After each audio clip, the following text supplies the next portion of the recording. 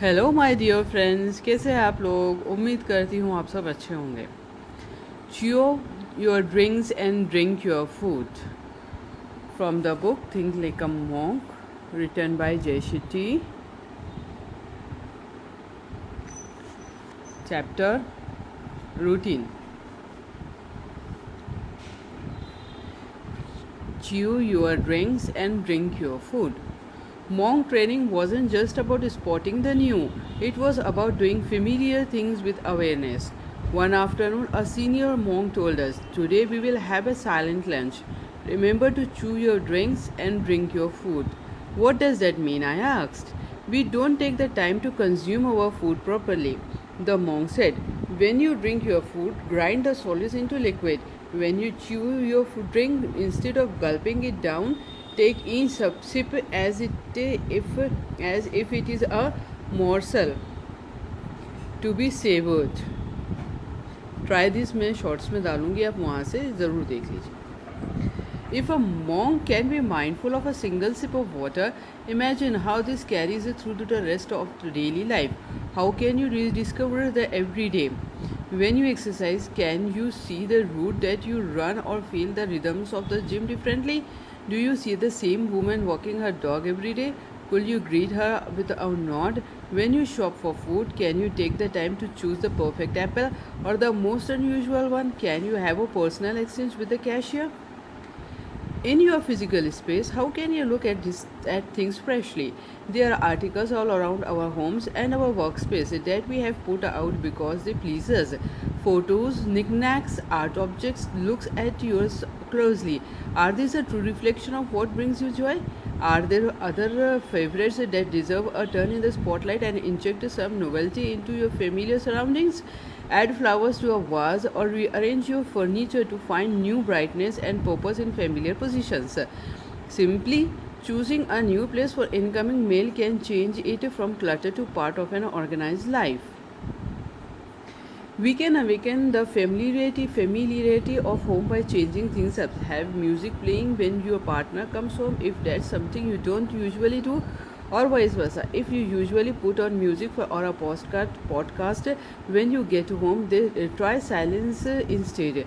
Bring a strange piece of fruit home from the store and put it in the middle of the dinner table.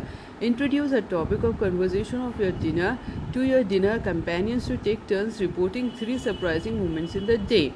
Switch the light bulb to a softer or clearer light. Flip the mattress. Sleep on the wrong side of the bed.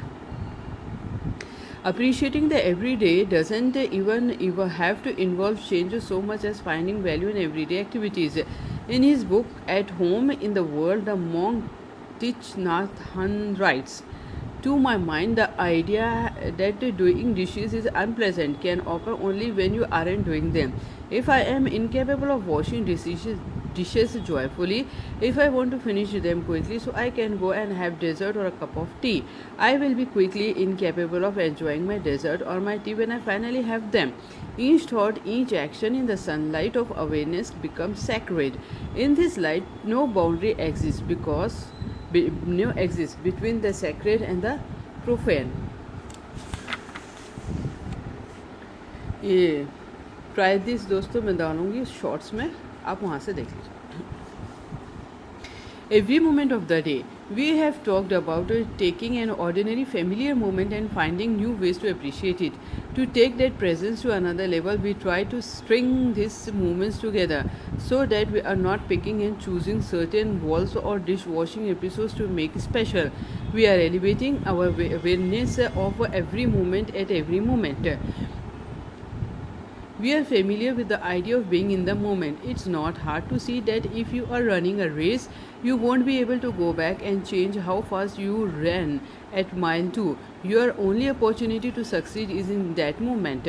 Whether you are at work, meeting, or having dinner with friends, the conversations you have, the words you choose, you won't ever have another opportunity just like that one. In that moment, you can't change the past and you are deciding the future. So, you might as well be there you are. Kalidasa, the great Sanskrit writer of the 5th century, wrote, "Yesterday is but a dream. Tomorrow is only a vision. But today, will lived makes every Yesterday, a dream of happiness, and every tomorrow, a vision of hope. We may all agree that living in the present makes sense, but the truth is that we are only willing to have selective presence. We are willing to be present at certain times during a favorite show or a yoga class, or even during the mundane tasks. We are chosen to elevate, but we still want to be distracted when we choose to be distracted. We spend time at work dreaming about going on a beach vacation, but then on the beach, long awaited drink in hand, we are annoyed to find that we can't stop thinking about work. Monks learn that these two scenarios are connected. A desired distraction at work bleeds into unwanted distraction on vacation. Distraction at lunch bleeds into the afternoon. We are training our minds to be where we physically aren't. If you allow yourself to daydream, you will always be distracted. Being present is the only way to live a truly rich and full life. And full life location has energy. It is easier to see the value of being present throughout an ordinary day, and easier to be truly present if you understand and appreciate the benefits that routine has to offer. Routines aren't just about actions, they are also about the locations in which those actions take place. There is a reason people study better in libraries and work better in offices. New York City imparts its hustle and bustle, while LA makes you feel laid back. Each environment, from the bigger city to the smaller corner of a room, has its own particular energy. Every location gives off a different feeling, and your dharma thrives or falters in specific environments. We are constantly experiencing a range of activities and environments, but we don't pause to contemplate which ones which ones most appeal to us. Do you thrive in busy environments or in solitude? Do you like the safety of cozy nooks or spacious libraries? Do you prefer to be surrounded by stimulating artwork and music, or does uncluttered simplicity help you concentrate? Do you like to bounce ideas off others to go or to get feedback after completing a job? Do you prefer familiarity or a change of scenery? Having this self awareness serves you dharma. It means that when you step into a job interview, you have a better sense of how you will perform at this job and whether it's good match. It means that when you plan a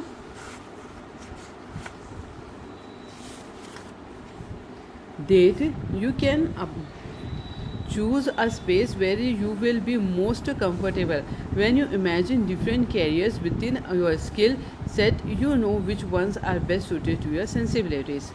ये try this मैं shorts में डालूंगी, आप वहाँ से ज़रूर ज़रूर ज़रूर ट्राई करिए. The more your personal spaces are devoted to single clear purposes, the better they will serve you, not just in the fulfillment of your dharma, but in your mood and productivity. Just as the room where we monks slept was designed for nothing but sleep, so every place in the ashram was devoted to a single activity. We didn't read or meditate where we slept. We didn't work in the refectory. In the world outside an ashram, and to watch Netflix and or to eat in your bedroom is to confuse the energy of that space. If you bring those energies to your bedroom, it becomes harder to sleep there. If even in the tiniest apartment, you can dedicate spaces to different activities. Every home should have a place to eat, a place to sleep, a sacred space that helps you feel calm, and a space that feels comforting when you are angry. Create spaces that bring you the energy that matches your intention. A bedroom should have few distractions, calm corner, colors, soft lighting. Ideally, it should not contain your workspace. Meanwhile, a workspace should be well lit, uncluttered, and functional with art that inspires you. When you identified where you thrive, focus on expanding those opportunities. If you are drawn to the energy of a nightclub in your leisure time, will you do better in a career that is equally vibrant? If you are a rock musician that you thrive in quiet, then maybe you should be composing music instead of performing.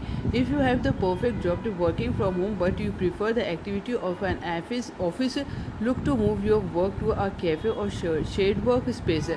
The point is to be aware about where you thrive, where you are at your best, and to figure out how to spend the most time in that place. Of course, we are all obligated to the activities we don't like in environments that aren't ideal, especially work, and we are all experienced the negative energies that these activities generate. With the elevated awareness, we understand what has made us impatient, stressed, or drained, and develop guidelines for what living in our dharma in the right environment with the right energy would you look like. This should be the long term goal.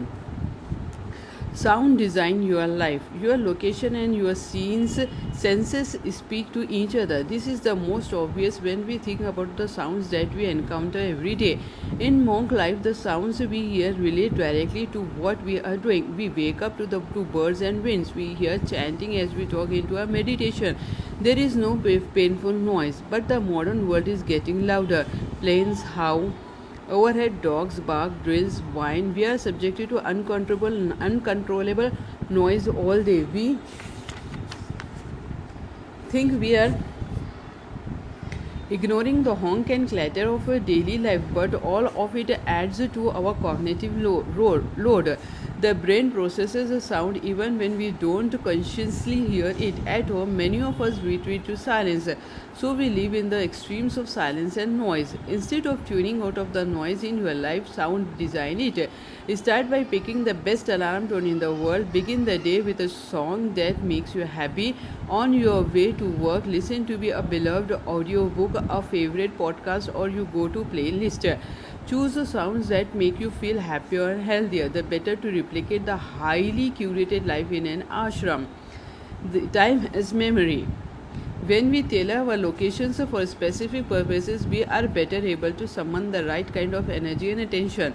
The same is true for time. Doing something at the same time every day helps us remember to do it, commit to it, and do it with increasing skill and facility. If you are accustomed to going to the gym every morning at the same time, try going in the evening for a change and you will see what a challenge it is.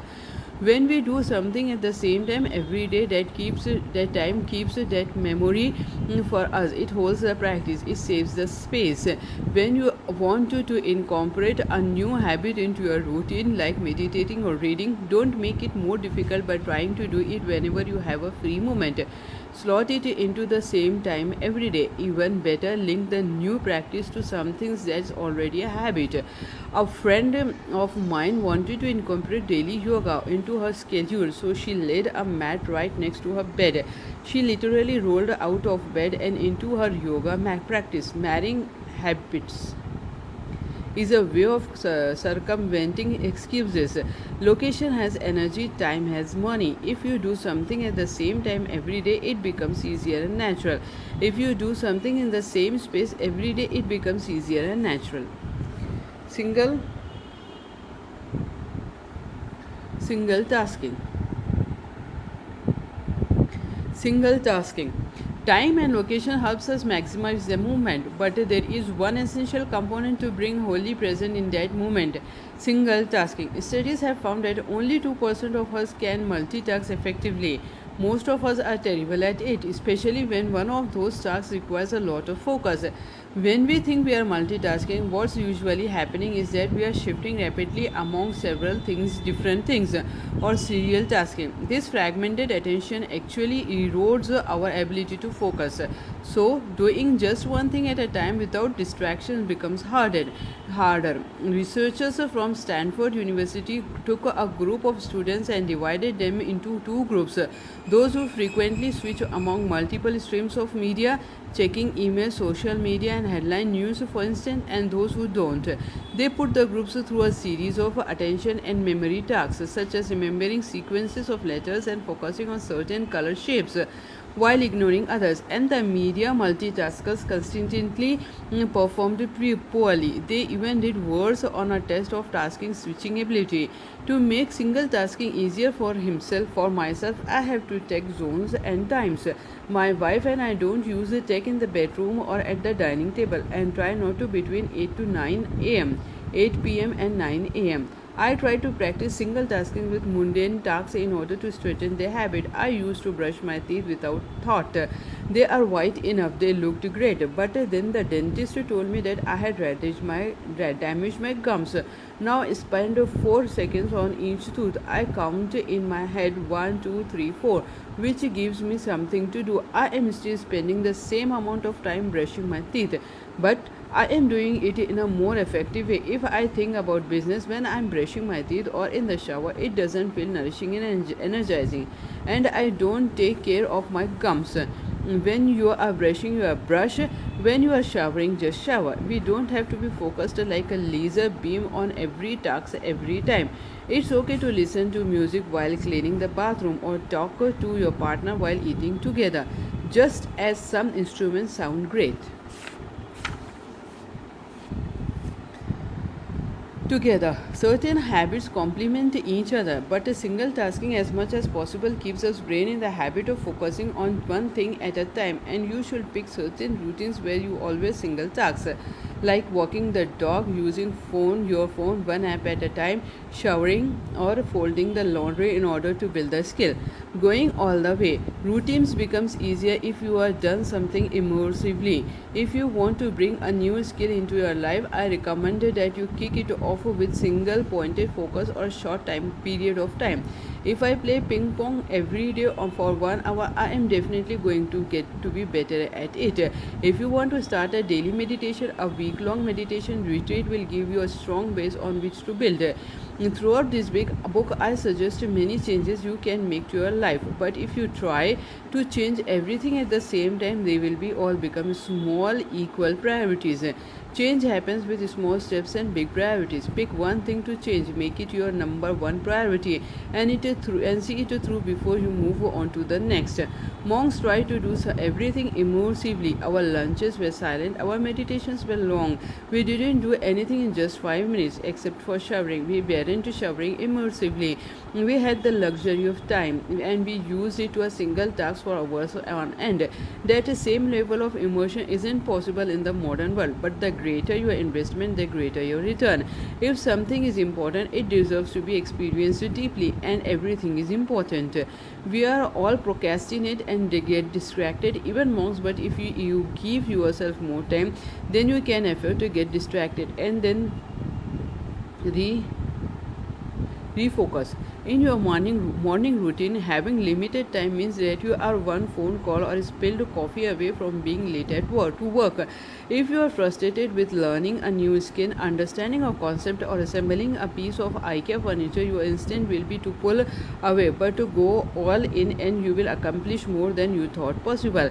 Even the Hermes dresser, alliedly IKEA's most difficult build. As it turns out, periods of deep focus are also good for your brain.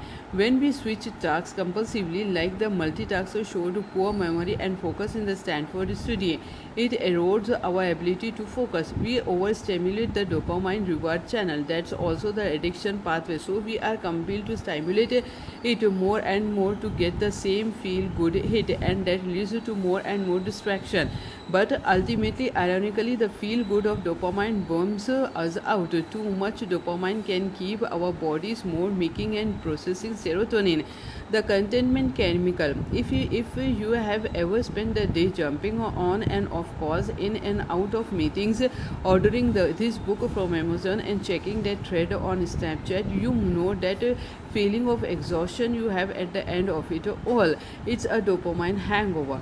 When you allow ourselves to have immersive experiences through meditation, focus periods of work, painting, doing a crossword puzzle, weeding a garden, and many other forms of contemplative single tasking, we are not only productive, we actually feel better.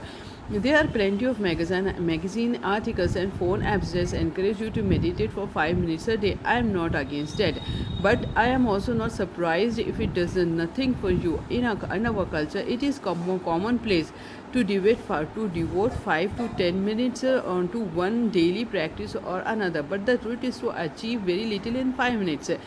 I have had more than one friend complain to me, Jay, I have been meditating for 5 minutes a day for 7 months and it's not working. Imagine you were told You could spend 5 minutes a day for a whole month with someone you were attracted to. At the end of the month, you will still barely know them. You definitely wouldn't be in love. There's a reason we want to talk to someone all night when we are falling in love. Maybe sometimes it's even the other way around. We fall in love because we talked to someone all night. The ocean is full of treasures, but if you swim on the surface, you won't see them all. If you start a meditation practice with the idea that you can instantly clear your mind, you will soon learn that immersion takes time and practice. When I began to meditate, it took me a good 15 minutes to settle physically and another 15 to settle down the mental chatter. I have meditated for 1 or 2 hours a day for 13 years, and it is still take me 10 minutes to switch off my mind. I am not saying you have to meditate 2 hours a day for 13 years to get the benefit. That's not the point. I have confidence that my process can work if you do it immensely. After you break the barrier and commit yourself wholly, you start experiencing the benefits. You lose track of mind. The feeling of being fully engaged is often so rewarding that when it's time to stop, you want to return to the experience. I recommend using immersive experience at a kickoff or reinvigoration for a regular practice. To my friend who was frustrated with his 5 minutes a day meditation practice, I said, I get it. Time is tougher to find. But if you feel like you are not getting enough time, try taking an hour long class, then return to our 10-minute practice. You might find it has become more powerful. If you want, you could try a day long retreat. I talked to him about falling in love, how eventually you aren't compelled to stay up all night anymore because you are gotten to know the person. 5 minutes goes a lot further when you are married. I told him maybe you and meditation could use a romantic getaway.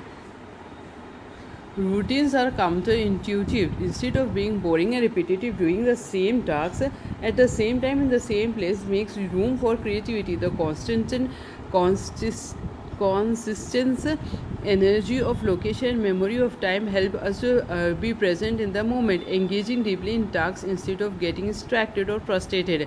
Build routines and train yourself as monks do to find focus and achieve deep immersion. Once we quell our external distractions, we can address the most subtle and powerful distractions of all, the voices inside our heads. यहाँ पे होता है हमारा chapter number 6 finish. कल मिलेंगे हम with chapter number 7 the mind from the book think like a monk. Bye for now friends.